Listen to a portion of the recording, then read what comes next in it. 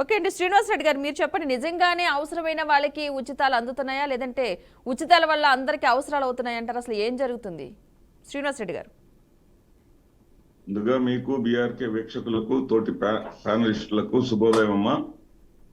ఈ రోజున సుప్రీంకోర్టు చేసినటువంటి వ్యాఖ్యల కన్నా కూడా కూటమి ప్రభుత్వంలో మారిన వైఖరి అనే దాని గురించి మనం ఆలోచించాలి.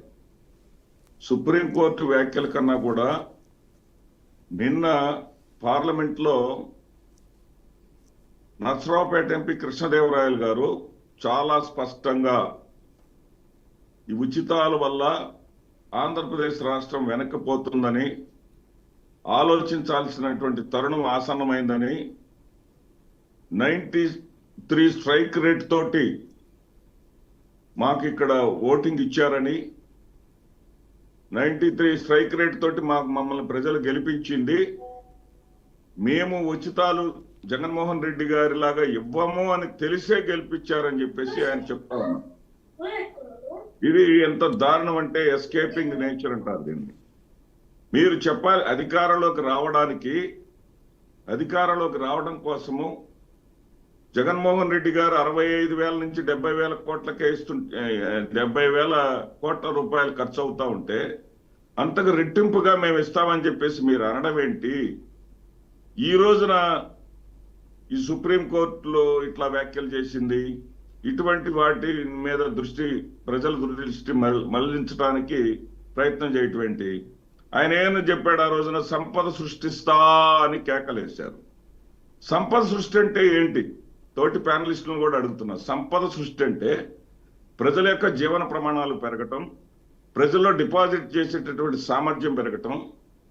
ఆర్బీఐ లెక్కల ప్రకారం జగన్మోహన్ రెడ్డి గారు ముఖ్యమంత్రిగా ఉన్నటువంటి గత 5 ఏళ్ల కాలంలో 88 లక్షల కోట్ల రూపాయలు సామాన్య ప్రజల నుంచి బ్యాంకుల్లో డిపాజిట్ అయింది. అది నిజమైనటువంటి అభివృద్ధి అంటే.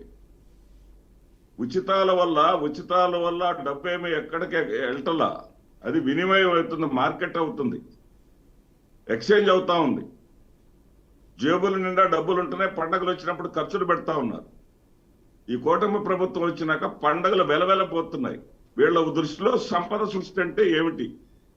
సంపద సృష్టి అంటే జగన్మోహన్ రెడ్డి గారు ముఖ్యమంత్రిగా ఉన్నప్పుడు 2,000 రూపాయలు ఏది కింటా వడ్లు అమ్మటం జరిగింది. ఈ రోజున 1,300లకు పడిపోయింది. అదేవిధంగా మేము గుంటూరు వాసిని, ఇక్కడ తేజ మిరపకాయలు ఫేమస్. గుంటూరు మా మిర్చి యార్డ్ అనేది ఆసియా ఖండంలోనే పెద్దది. 20,000 రూపాయలు తేజ మిర్చి అమ్మింది. ఈ రోజున 6,000-7,000 రూపాయలకు పడిపోయింది. మరి కందులు బస్తా 1,000 రూపాయలు జగన్మోహన్ రెడ్డి గారి హయాంలో అయింది.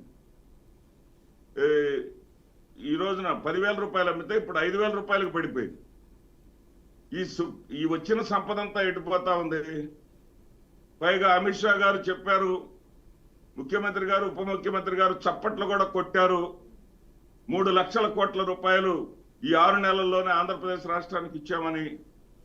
ఆ 3 లక్షల కోట్లు ఏమైపోయినాయి? రైతులు నోళ్లు కొట్టి సంపాదిస్తున్నటువంటి ఈ డబ్బులన్నీ ఏమైపోయినాయి?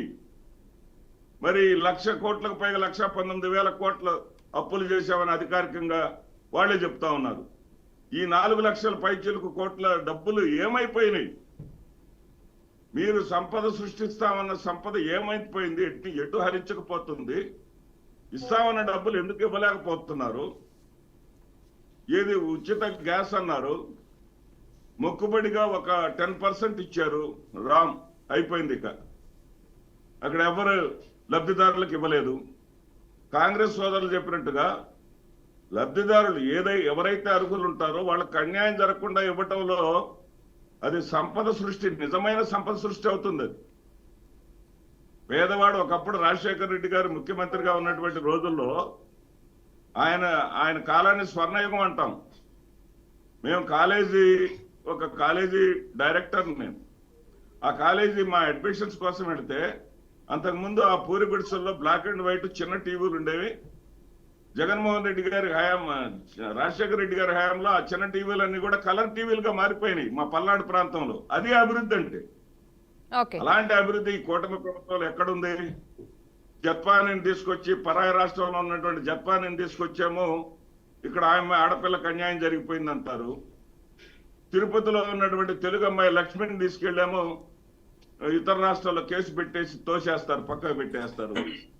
దుర్మార్గమైనటువంటి పాలన కావాల్సింది. ప్రజలకు ఇవ్వాల్సినటువంటి ఇస్తామన్న వాటిని తప్పించుకోవడానికి ఇలాంటి నాటకాలు ఆడేటటువంటి ప్రభుత్వాల గురించి మనం ప్రశ్నించాలి. అంతేగాని ఉచితాలు అనుచితం అనేటటువంటి మాటను మాత్రం ఈవెన్ సుప్రీంకోర్టు వారు చేసి ఉన్నా సరే వారు వెనక్కి తీసుకోవాల్సిందే. ఓకే.